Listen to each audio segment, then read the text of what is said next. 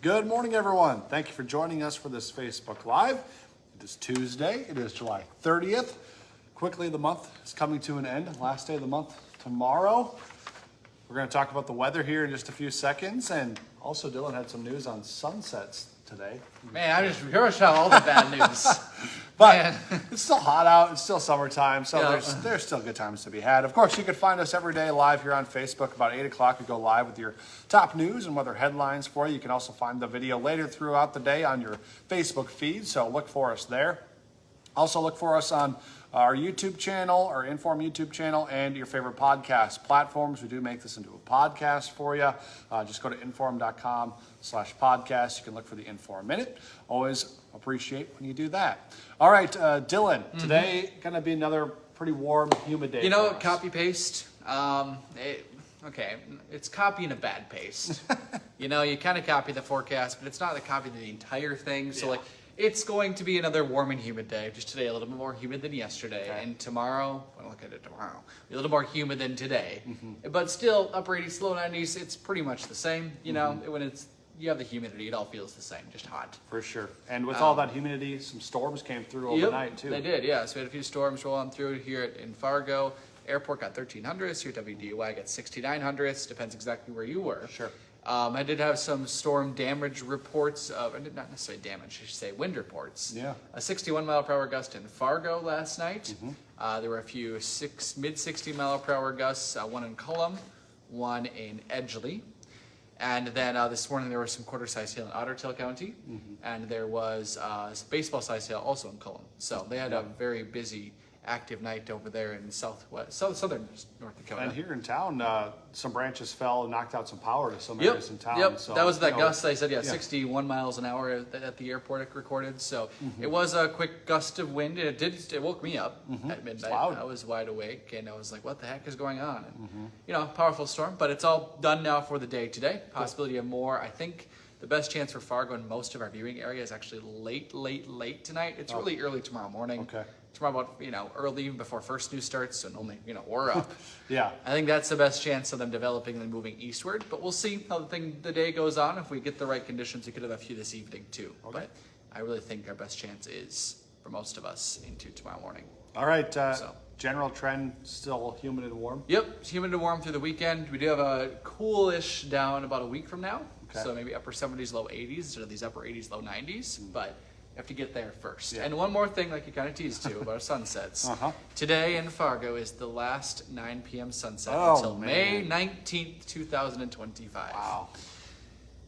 Days. Yep, that's tough. Last week, while you were gone, we talked about the last sunrise before 6 a.m. Now our sunrise is like 6:05 or something like that. Okay. And now our sunset. It's at 9:01 today. Tomorrow our sunset will be 8:59. Yeah. So And all downhill from there. We've been losing, the sunlight slowly since like whatever, part of June, but you don't really notice it until it's like down before 9. You're like, the days are getting Yep, that's what I was saying all morning long. Like, you don't notice. You're probably back in the house by then anyway, and it's like, by 9 o'clock, most work nights, you're probably back. But once we get towards the end of August, and all of a sudden our sunsets are at like 8:15, you're like, whoa! Where'd the sun go? It's so dark out here. So, it's definitely noticeable the next month in August. You'll notice that daylight, all of a sudden it's gone. Yeah. All right. Anything else? I don't know. All right. Not. Sounds good. Thanks, Dillon. Yep.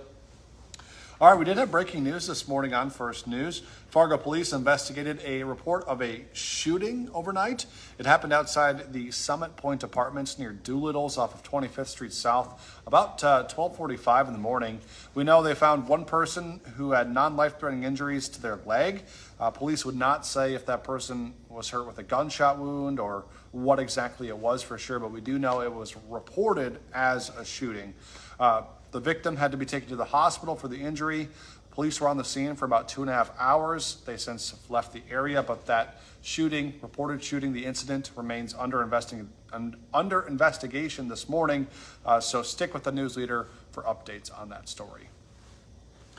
Drivers, watch out on I-29 today here in Fargo. Starting today, there will be lane closures between 32nd Avenue South and 19th Avenue North. That's a pretty big portion of the interstate that runs through town. The North Dakota DOT says crews will be installing pavement markings for the rest of the week. Closures will impact both north and southbound lanes, but they will not be at the same time. Today, local first responders will continue their training at the Fargo Dome. As part of those training exercises, you might see law enforcement carrying guns, loud noises, lots of emergency lights, things like that, so don't be alarmed. Several departments are taking part in this training. Central Cass is hosting a school supply drive today from 3 to 6. They're gathering those supplies. The Treehouse nonprofit is accepting drop-offs at Central Cass Elementary School. They need things like clothing, new, nice clothing that's in good condition, backpacks, and more stuff. So they're collecting those things ahead of a 3-day event where anyone who needs items like that can stop by and get them for free. Those days are going to be Thursday through Saturday.